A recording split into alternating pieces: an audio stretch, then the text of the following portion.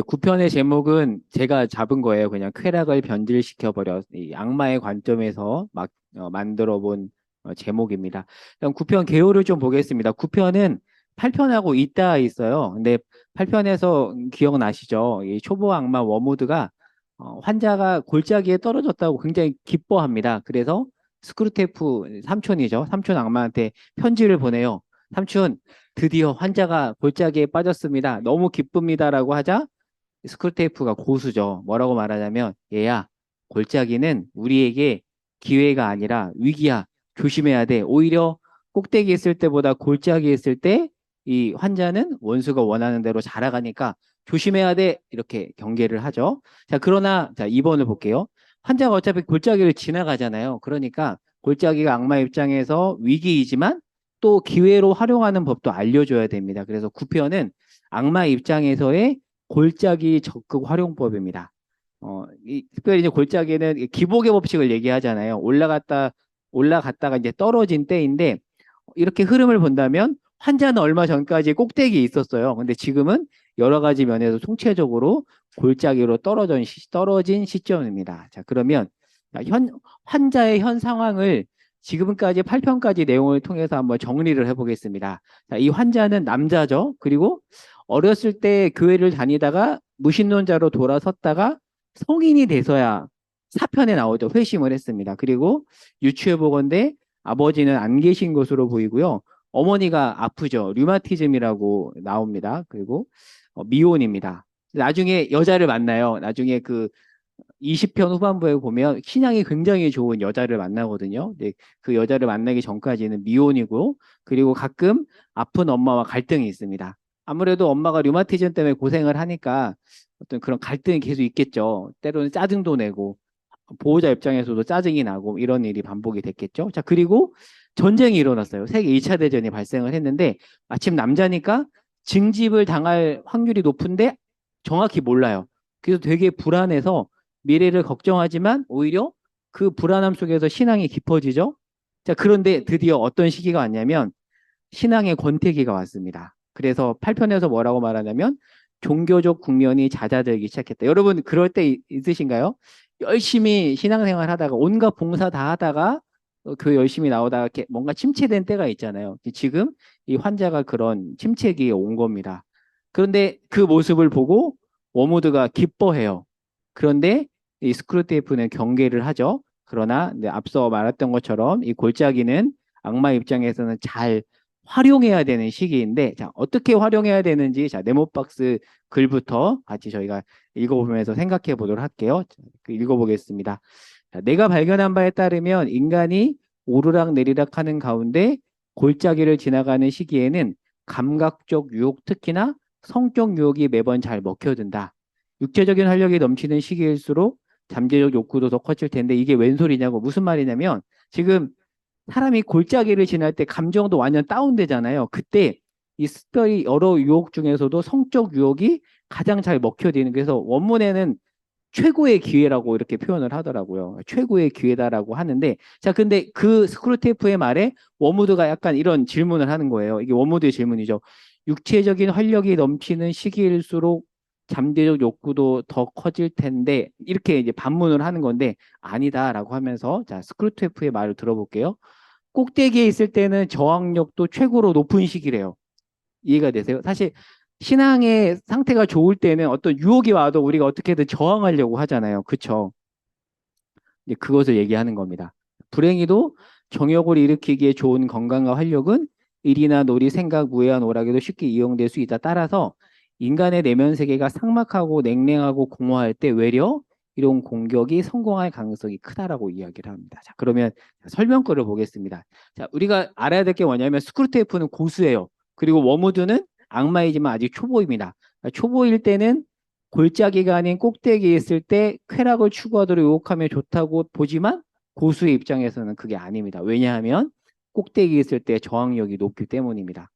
신앙이 좋을 때는 어떤 유혹이 와도 우리가 기도하려고 하고 이거 하나님이 싫어하는 거니까 안 해야지라는 그런 게 우리 안에 있잖아요.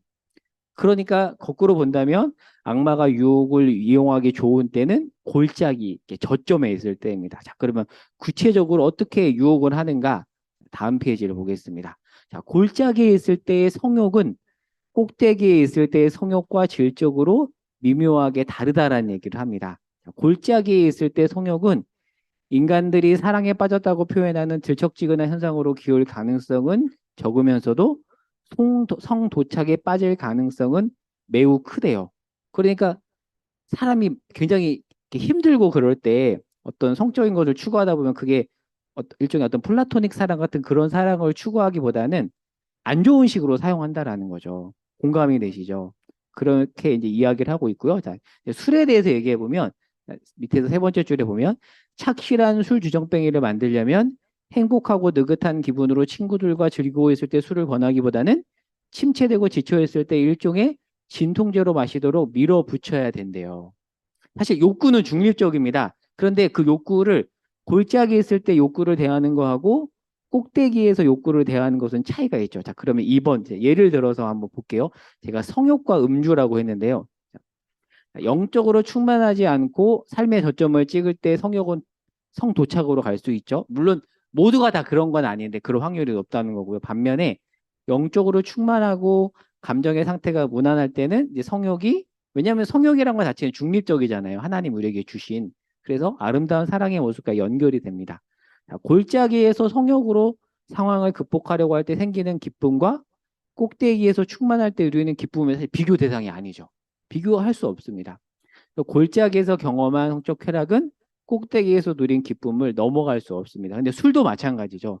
꼭대기에 지나갈 때 마시는 술은 약간 음용하는 수준이지만 의지하는 수준은 아니에요. 제가 A형 의존과 H형 의존이라고 적어놨는데 이게 술이든지 아니면 성욕이라든지 저는 사람도 건강한 의존은 H형 의존이라고 생각을 해요. H면은 이렇게 의존을 했을 때 이게 없어져도 넘어지지 않죠.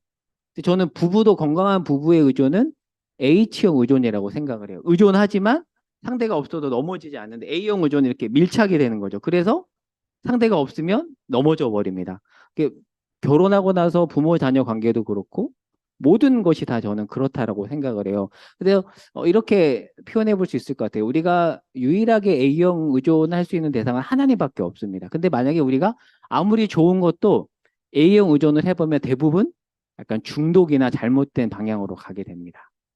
그 얘기를 지금 하고 있습니다. 그래서 저점에 있을 때 어떤 이런 술에 의지하다 보면 진정한 기쁨, 물론 일시적인 해소는 되지만 진짜 기쁨은 못 누리잖아요. 저도 목사지만 저도요, 예전에 군대에 있을 때 저도 좀 마셔봤어요. 사실 힘들면 고참들하고 휴가 나가가지고 이렇게 징당맹당 마신 적이 있었는데, 아, 근데 그 느낌 알아요. 그리고 저는 이제 술에 대한 느낌을 아는 게 사실 저희 아버지가 거의 이제 그쪽 술을 거의 중독이셔서 나중에 이제 간경화로 일찍 돌아가셨지만 전 늘 저희 아버지가 힘들 때마다 술 마시는 거 옆에서 봤거든요. 그러니까 이해를 합니다. 힘들 때 술 마시는 걸 이해가 되지만 일시적인 어떤 진통의 효과는 있지만 궁극적인 해소가 되지 않잖아요. 그러다 보니까 중독 및 독착의 상태로 빠져버린다는 거죠. 지금 그 지적을 하고 있습니다. 자, 그런데 한 가지 좀 맥락을 볼게요. 자, 술과 성욕 루이스라고 적어놨는데 지금 이제 술 얘기를 하잖아요. 근데 음주와 이 흡연을 바라보는 한국 교회와 영국 교회는 조금 분위기가 다릅니다. 특별히 영국은 술에 대해서 조금 관대해요. 제가 예전에 한번 소개해드린 적이 있는데 유명한 일화가 있습니다. 여러분 스펄전이라고 들어봤죠? 설교의 황태자라 불리는 사람인데 이 스펄전은 영국 사람이에요. 근데 담배를 좋아했습니다. 근데 이제 이 스펄전이 본인의 영국 교회에 미국의 정말 유명한 전도자인 무디를 강사로 추빙했는데 이 무디가 미국 그리스도인이에요. 담배 피는 그리스도인들을 맹 비난을 했대요. 그러자 이 스펄전이 뭐라고 말하냐면 이렇게 얘기했대요. 자기 악을 잘하는 회중을 보면서 무디에게 무디 선생님, 당신이 포크를 내려놓으면 저도 담배를 끊겠습니다. 무슨 말일까요?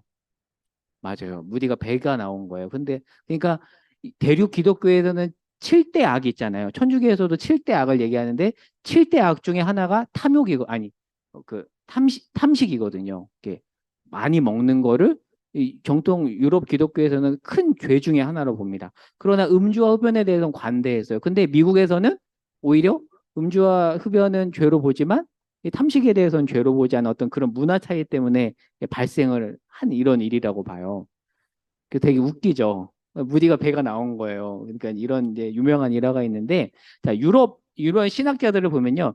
보네포의 스승이자 유명한 신학자인 바르트는 엄격한 삶을 살았지만 저녁에 가끔 이 포도주나 맥주를 한 잔 했대요. 그리고 루터는 불안해지던 사람들에게 좋은 친구들과 함께 맥주집에 갈 것을 권하기도 했고요. 그다음에 이 톨킨과 루이스는 친구잖아요. 톨킨이 루이스에게 루이스가 사순절에 했던 결심을 비웃은 적이 있습니다. 어느 사순절 기간에 루이스가 평소 하루에 석 잔씩 마시던 맥주를 두 잔으로 줄이기로 하자, 약간 이 톨킨이 비웃은 거죠. 그 정도로 유럽 기독교에서는 좀 이 부분에 관대하다고 해요. 근데 이제 이거를 빌미로 이거를 이제 한국교에서 잘못 얘기하면 뭐라 그럴까요? 자유분방한 우리 청소년이나 청년들이 마셔도 되네. 약간 좀 잘못된 쪽으로 갈 확률이 높겠죠. 그래서 조심히 얘기해야 될 부분이긴 하지만 그래도 좀 우리가 배경으로서는 알아야 되는 것 같습니다. 자, 이런 분위기에서 C.S. 루이스는 술과 담배를 좀 즐겼어요. 즐겼다고 해요. 그래서 파이프 담배도 피웠고요. 자, 그리고 우리가 지지난주 살펴본 것처럼 루이스는 C.S. 루이스는 옥스퍼드에서 수석 졸업한 사람이에요. 근데 저는 이게 진짜 개인적으로 은혜가 됐거든요. 30년 동안 옥스퍼드에서 저는 그냥 평범한 정교수인 줄 알았는데 30년 동안 정교수가 아니었대요. 그런데 친구 톨킨은 정교수였고, 그러니까 타임지에 실릴 정도로 굉장히 유명세를 탔지만 교내 정치에 밀려서 정교수가 되지 못했고, 그것 때문에 되게 힘들어했대요. 물론 그때 주옥 같은 우리가 아는 유명한 작품들을 다 냈지만 소가리를 굉장히 많이 했다고 해요. 그러니까 수시로 골짜기를 지난 거죠. 그래서 아마 유추해 보건대 심체되고 지쳐있을 때 일종의 진통제로 술을 마시던 경험이 있었던 거죠. 그러니까 오늘 내용을 쓸 수 있던 겁니다. 왜냐하면 자기 경험이거든요. 자, 그리고 성욕에 대해서 다음 페이지에 보면 C.S. 루이스는 평생 독신으로 살았습니다. 그러다가 아시죠? 58세에 미국 팬이었어요. 편지를 주고받은. 이거는 약간 삼천포로 빠지면 제가 존경하는 목사님 중에 한 분이 팀 켈러가 어제 돌아가셨어요. 티모시 켈러가 어제 췌장암으로 돌아가셨습니다. 네, 그분이 이제 4년 전에 췌장암 사기 진단 받아가지고 투병 생활 하시다가 결국 어제 72세 일기로 돌아가셨는데 이 팀 켈러가 C.S. 루이스를 되게 좋아해요. 근데 이 팀 켈러가 C.S. 루이스를 만나게 된 계기가 와이프 캐시 켈러인데 이 캐시 켈러가 12살 때 C.S. 루이스가 직접 편지를 주고받은 게 있어요. 그래서 저는 그 편지가 있거든요. 그래서 진짜 정말 저는 그 신기하더라고요. 이 캐시 켈러가 자기의 그 영어 교사 때문에 힘들어하던 얘기를 C.S. 루이스에게 보내고 C.S. 루이스가 답장해주는 그 편지가 실제로 있습니다. 저도 읽어봤거든요. 그러니까 그게 아니고 번역된 책 중에서 C.S. 루이스가 아이들에게 편지 주고받은 거를 묶은 책이 홍성사에서 나온 게 있어요. 거기 캐시 켈러가 나옵니다. 그 정도로 C.S. 루이스는 이렇게 독자와 바쁜 와중에도 이렇게 편지를 주고받은 것으로 유명한데 마침 다시 이제 본론으로 돌아와서 이 당시 미국의 조이라는 여자와 이게 팬과 이런 사이 관계였던 거예요. C.S. 루이스가. 그런데 이제 결국에는 그 감정이 이렇게 사랑으로 싹터서 만 58세에 조이하고 결혼을 합니다. 근데 이거 유명한 일화죠. 결혼 전에 이 조이가 골수암에 걸렸다는 걸 알고도 결혼을 했는데 다행히 나아요. 나았지만 재발이 돼서 결국 죽는데 그 얘기가 이제 영화 섀도우랜드에 나오죠. 넷플릭스에서 볼 수 있습니다. 자, 그래서 유추해 보면 독신으로 살았을 때 성욕에 대한 유혹이 되게 많았을 것 같아요. 그래서 어찌 보면 너무 잘 알았던 거죠. 자기가 꼭대기에 있을 때 성욕과 질적으로 다른 골짜기에서의 어떤 성욕에 대한 유혹 경험이 있었기 때문에 책에 그 내용을 쓸 수 있었던 것 같아요. 왜냐하면 C.S. 루이스는 본인이 경험하지 않은 얘기는 잘 하지 않거든요. 여담으로 루이스가 이제 난해연대기 책을 쓰잖아요. 아이들 동화책을 쓰는데 사람들이 질문을 해요. 어떻게 애도 안 키워봤으면서 애들 판타지를 쓸 수 있냐라고 질문하자 루이스가 무슨 말을 하냐면 제가 겪어봤잖아요. 제가 어린 시절을 겪었기 때문에 제가 잘 알죠라고 답을 하거든요. 그만큼 자기가 경험한 얘기를 한다라는 거죠. 그래서 이제 성욕 부분도 본인의 경험담일 것 같아요. 제가 볼 때는. 근데 참고로 루이스는 아이고, 이 오타네요. 성욕이 아니고 성욕을 인간 본성의 일부라 생각했지만 더 중요한 것은 다른 사람을 섬기는 사랑이라고 이것도 루이스의 책인데요. 네 가지 사랑이라는 C.S. 루이스의 책이 있습니다. 거기에서 언급을 하는데 자, 이거는 한번 집에 가서 이 부분을 읽어보시면 좋을 것 같고요. 자, 그럼 4번으로 가보겠습니다. 생각해보기. 자, 행복하고 느긋한 기분으로 즐길 때 마시는 술과 침체되고 지쳐있을 때 진통제로 마시는 술은 다르다. 침체될 때 위로가 될 수 있으나 자칫 잘못된 방향으로 갈 가능성이 높다는 점을 유념해야 되지 않을까.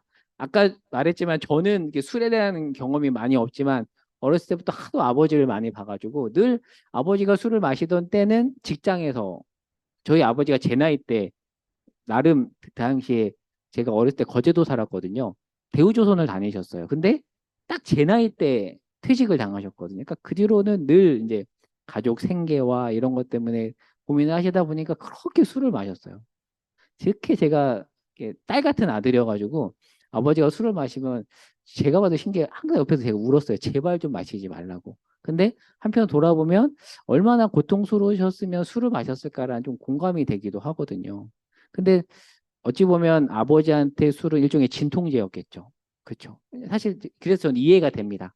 그런데 또 루이스의 통찰도 우리가 또 잘 읽어볼 필요가 있는 것 같아요.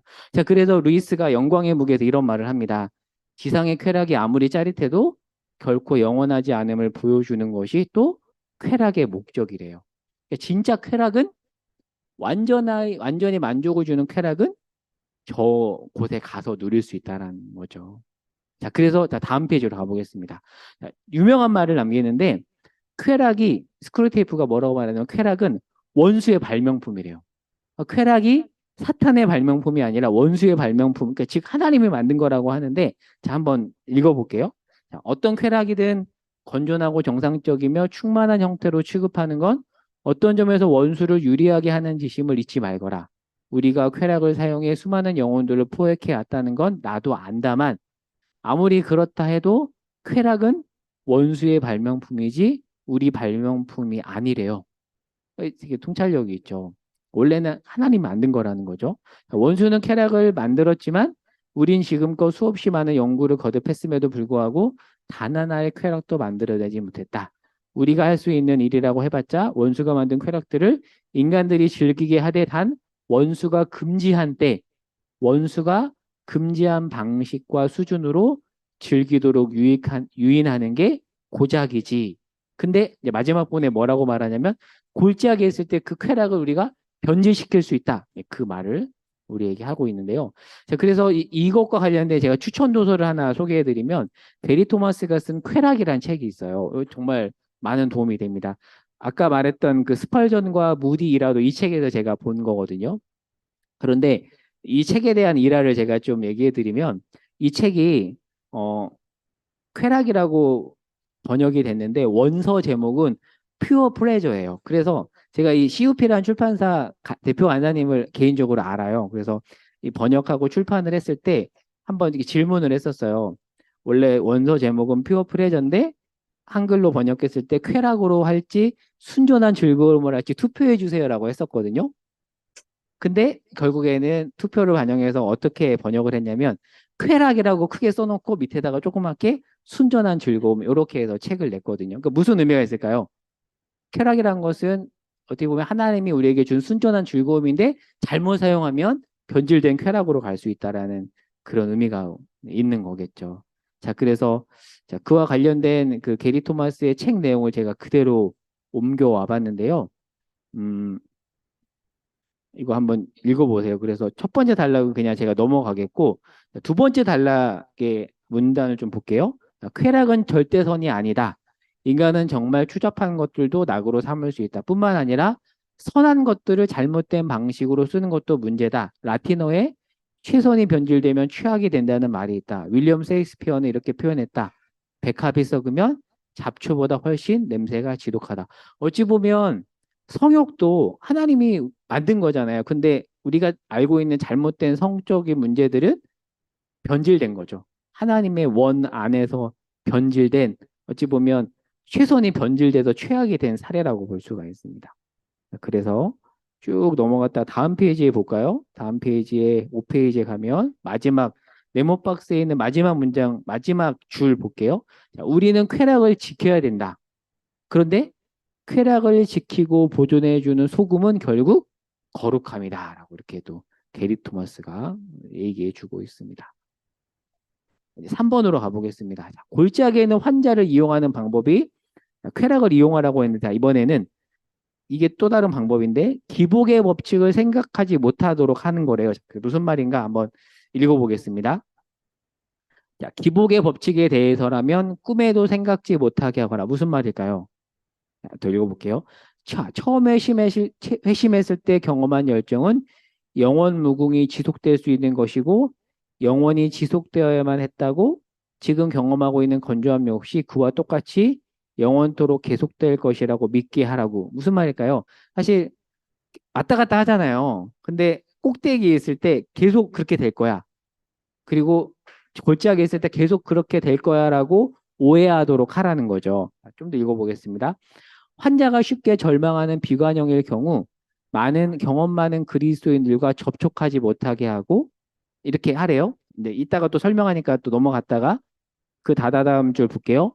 환자가 좀 더 희망적인 인간일 경우에는 먼저 현재의 영적 저기압 상태를 묵인하게 한 다음 이런 상태도 뭐 그리 심각한 침체는 아니라고 스스로 설득해 가며 차츰차츰 그 상태에 만족하게 만들어야 한다.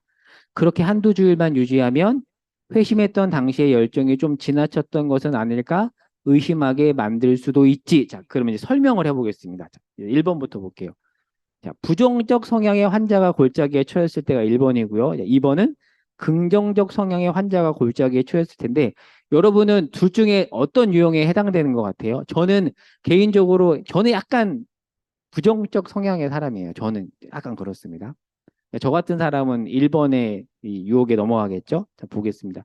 자, 부정적 성향의 사람이 골짜기에 처했을 때 경험 많은 그리스도인과 못 만나게 하래요. 왜 그럴까요?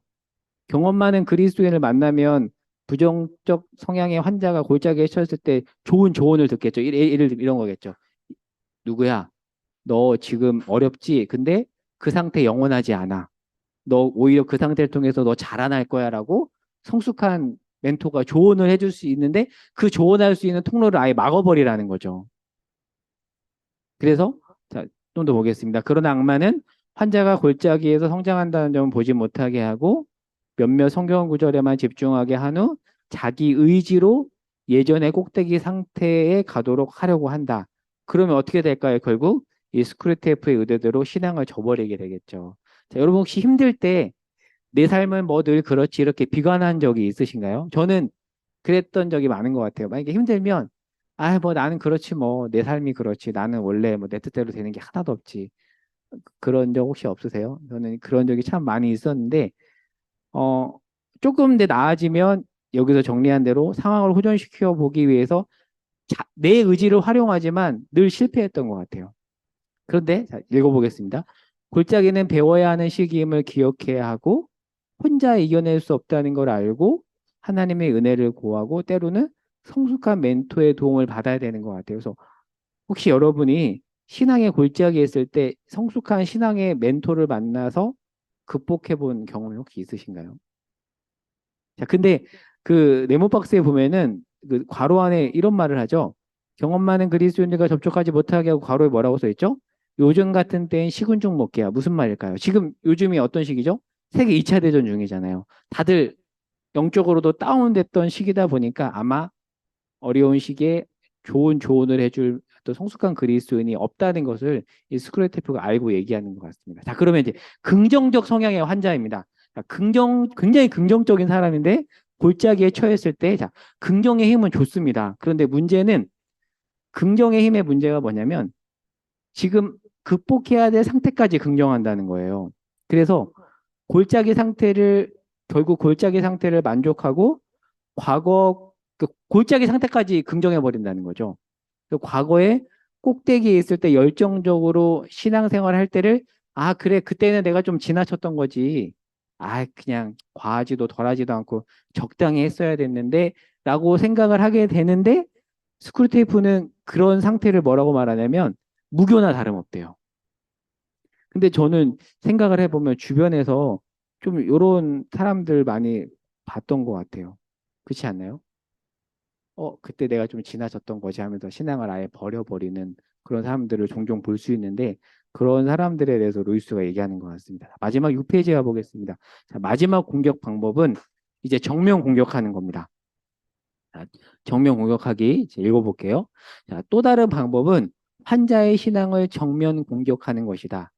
골짜기가 영원히 계속되리라고 믿게 만들었다면 이전의 모든 단계들이 그러했듯이 이 종교적 단계 또한 이제 사라지고 있는 중이라고 설득할 수 있지 않겠느냐? 이제는 좀 감이 잡히는지 참과 거짓이라는 명백한 대립항을 생각지 못하게 하거라. 이건 그저 하나의 단계일 뿐이야. 나도 다 거쳐왔지 하는 식의 교묘하고도 아리송한 표현들을 잘 사용하도록 하고 성장기라는 복된 단어도 잊지 말고 써먹도록 해라. 자, 중간에 뭐 이런 표현 있죠. 나도 다 거쳐왔지. 종종 직장이나 아니면 그 안 되는 친구들 만나보면 그런 친구들 볼 수 있을 거예요. 야, 나도 중고등부 때 다 신앙생활 해봤어. 나도 그 시기 거쳐왔어. 별거 아니야. 아무것도 아니야. 막 그런 사람들을 염두에 두고 하는 것 같아요. 자, 밑에 설명한 걸 읽어보겠습니다. 종종 신앙에서 돌아선 사람들을 보면 과거에 나도 그랬지. 나 중고등부 때 열심히 교회 다녔는데 별거 없더라. 다 그렇게 거쳐오는 거야. 지금 보니 그때 바보 같았어라고 말하는 경우가 있다. 골짜기를 만나자 그렇게 된 거죠. 예를 들면 저도 나름 늦게 예수 믿고 중고등부 때 되게 뜨겁게 신앙생활 했거든요. 근데 언제 같이 열심히 교회 다니던 친구들이 교회를 떠났냐면 고등학교 졸업하고 대학 갔을 때 제가 대학 제 오리온 집사님하고 저하고 친구인데 동갑인데 98년도에 저희가 대학 갈 때 IMF가 터졌어요. 그때 특히 지방 같은 경우는 그 충격이 굉장히 컸었어요. 그래서 제 친구들 한 절반이 대학을 못 갔었어요. 그냥 가정이 환율이 두 배나 오르고 그 여러 가지로 변화가 되게 컸었어요. 그러다 보니까 원하는 학교에 가지 못하고 이렇게 등록금 별로 안 내는 쪽으로도 많이 가고 그런 친구들이 많았거든요. 가정이 무너지는 경우도 정말 많았습니다. 그러니까 골짜기가 오자 친구들 중에서도 그냥 학교 안 가고 그리고 교회로 와봤더니 원하는 대학에 간 친구들만 학교 오는 교회 오는 것 같고 그러다 보니까 교회 안 나오고 근데 그 친구들이 지금까지 쭉 많은 경우 지속이 되는 것 같아요. 안타깝죠. 더 읽어볼게요. 그러니까 골짜기는 사실 우리가 성장해야 할 시기인데 골짜기를 만나다 보니까 열심히 신앙생활했던 때를 바보 같고 순진한 때로 생각하고 결국은 하나님이 원하는 성장은커녕 퇴보하게 되는 거죠. 자, 그런데 오히려 우리 주변에는 골짜기를 만나서 오히려 깊어지고 성장하는 사람도 많습니다. 근데 아까 루이스가 말한 것처럼 저는 이럴 때 좋은 공동체와 멘토의 역할이 중요한 것 같아요. 예를 들어서 어떤 친구가 고3을 졸업하고 원하는 학교에 가지 못했어요. 근데 공동체에서 그런 친구를 안아줘요. 그리고 실패한 사람의 은혜 받는 이야기를 들려주면 그 사람은 일어설 수 있겠죠. 근데 이런 게 없으면 아, 그래, 교회는 잘 나가는 사람만 갈 수 있는 곳이야. 에이, 나 안 가. 나 같은 것들은 나갈 수 없어라고 생각할 수 있게 된다는 거죠. 자, 그래서 이 스크루테이프가 경험 많은 그리스도인과 접촉하지 못하도록 막아야 한다는 점을 생각해 보면 역으로 골짜기에서 경험 많은 성숙한 멘토와의 만남이 얼마나 중요한지 알 수 있는 것 같아요. 그래서 마지막인데요. 그 스티브 윌킨스와 마크 샌포드가 쓴 그 은밀한 세계관이라는 책이 있어요. 거기 이제 마지막 부분에 가면 이런 말을 합니다. 청년이 되어도 교회를 떠나지 않고 신앙과 삶의 통합을 이루며 살아가는 이유에 대한 흥미로운 연구 결과가 있는데 그렇게 청년이 되어도 열심히 뭐 열심히란 표현을 좀 빼더라도 균형 잡힌 관점을 가지고 신앙과 삶의 통합을 이루며 나가는 청년들을 찾아서 찾아보니까 세 가지 공통점이 있었대요. 첫 번째는 그들에게는 기독교적 삶의 본이 되는 멘토가 있었대요. 그리고 두 번째는 기독교적 삶을 사는데 헌신되는 동료를 만날 수 있는 어찌 보면 사실 우리 부서가 어떻게 보면 그런 공동체인 거잖아요. 서로 와서 격려해주고 서로 돌아보는 이런 공동체가 있었다는 거죠. 그래서 저는 그 부서사역 중고등부 할 때도 교사들에게 그런 얘기 참 많이 했어요. 중고등부 기독교 교육에 있어서 좋은 커리큘럼이 매우 중요합니다. 체계적인 커리큘럼도 중요한데 더 커리큘럼보다 더 중요한 것이 저는 공동체라고 생각해요. 공동체 분위기. 그 좋은 공동체 분위기 위에 커리큘럼이 들어와야지 커리큘럼은 좋은데 분위기가 공동체가 그런 분위기가 아니라면 사실 좋은 커리큘럼은 좀 비싸고 좋은 개살구가 될 수 있다고도 보거든요. 그렇게 본다면 공동체가 정말 중요하다는 거죠. 그래서 저도 우리 아이들을 생각할 때마다 이런 생각 많이 하거든요. 아, 이 아이들이 엄마 아빠 외에 삶의 본이 되는 꼭 멘토를 만났으면 좋겠다. 그리고 이 아이들이 잘 자라날 수 있는 공동체를 잘 만났으면 좋겠다. 그리고 이제 참고로 마지막 세 번째가 이거예요. 다른 세계관의 도전에 맞설 수 있도록 기독교 세계관을 훈련하고 개발하는, 그러니까 어떤 이슈에 대해서 성경적으로 바라볼 수 있는 안목이 기독교 세계관이잖아요. 근데 그거를 훈련받고 개발하는 공동체에서 자라났다는 게 또 세 번째 특징이라고 합니다. 오늘 여기까지 이렇게 좀 빨리빨리 굉장히 빨리빨리 정리했는데 전 읽으면서 와, 루이스가 정말 통찰이 참 대단하다라는 생각을 참 많이 했고요. 공감되는 게 참 많았습니다. 자, 그래서 나눔 질문 두 가지 적어봤는데요. 오늘 내용을 통해 깨닫게 된 점이 있다면 첫 번째 나누어 보시고 두 번째는 삶을 돌아보면서 특별히 침체되고 지쳐 있을 때 나에게 좋은 멘토가 있었다면 신앙의 도움이나 어떤 여러 방면에 있어서 도움을 주었던 멘토와의 만남이 있었다라면 한번 그 멘토의 이야기를 또 옆 사람에게 들려주시면 좋을 것 같습니다. 혹시 질문 있으신가요? 질문? 질문 없으시면 네, 이제